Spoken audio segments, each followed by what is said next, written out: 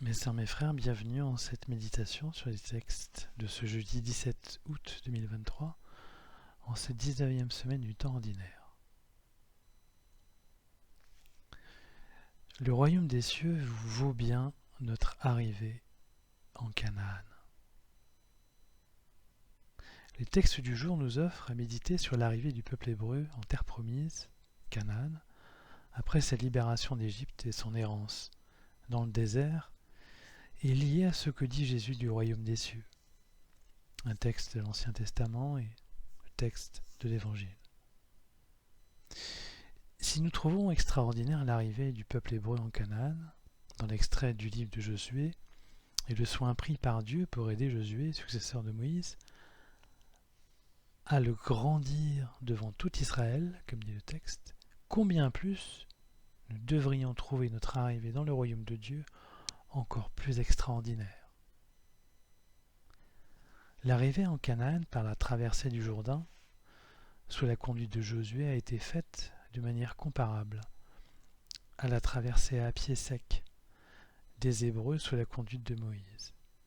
Lorsqu'il est dit « Les prêtres qui portaient l'arche de l'alliance du Seigneur restèrent immobiles sur la terre sèche au milieu du Jourdain. Alors tout Israël traversa à pied sec jusqu'à ce que toute la nation eut fini de passer le Jourdain. »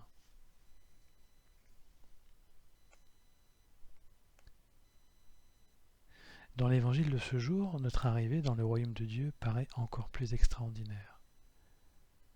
Quel juste aussi juste que Dieu même pourrait prétendre y entrer, à moins d'en demander l'entrée par le nom sacré et protecteur de Jésus-Christ, qui a donné sa vie pour prendre sur lui nos péchés et nous rendre justes. C'est le message de l'explication parabole de Jésus à Pierre qui lui demandait dans l'Évangile, « Lorsque mon frère commettra des fautes contre moi, combien de fois dois-je lui pardonner? Jusqu'à 7 fois ?» Notre relation à notre frère est la même que la relation de Dieu à notre égard, celle d'un pardon et d'un amour infini. Jésus répond en effet, « Je ne te dis pas jusqu'à 7 fois, mais jusqu'à 70 fois 7 fois. » La parabole explicative pourrait se résumer à ceci, qu'un roi a prêté de l'argent à un serviteur qui ne peut plus rembourser sa dette, et que le roi finit par lui remettre. A l'inverse, ce même serviteur n'a pas la même compassion et le même pardon à l'égard d'un autre serviteur qui lui doit lui aussi de l'argent, mais en moindre proportion.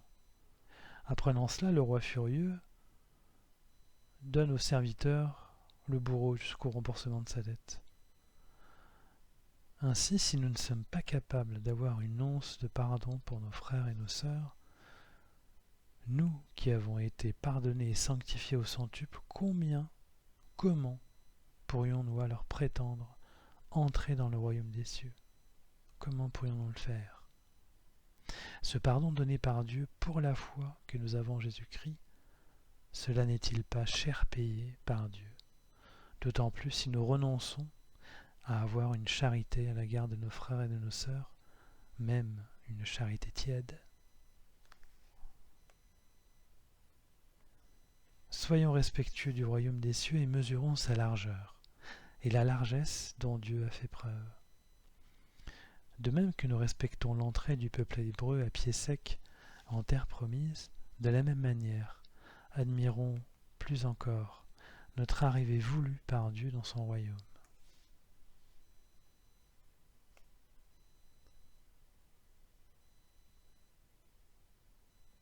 Ma sainteté acquise, grâce au sacrifice de Jésus, doit me faire quitter tout esprit de supériorité ou toute légèreté à l'égard de quiconque et surtout pas du royaume.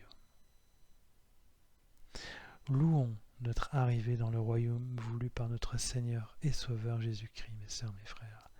Il est plus que Josué et Moïse réunis. Il est le Fils du Dieu vivant, Jésus-Christ. Notre entrée sous son haut patronage royal nous honore, nous qui n'étions pas des enfants de roi avant son divin sacrifice. louons Dieu et chantons-lui notre reconnaissance pour cet amour et son pardon infini.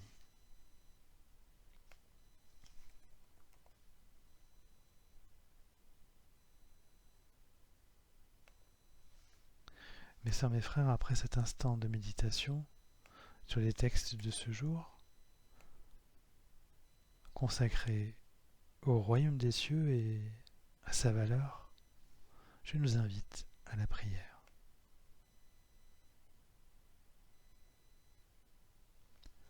Ô Seigneur Jésus-Christ,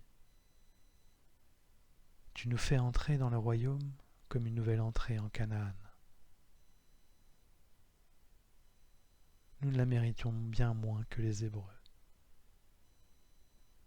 Rends-nous ton royaume précieux pour que notre désir nous pousse à notre sanctification et que toute notre vie présente soit tendue vers ton Canaan de lumière et ton infini pardon, ô doux Jésus.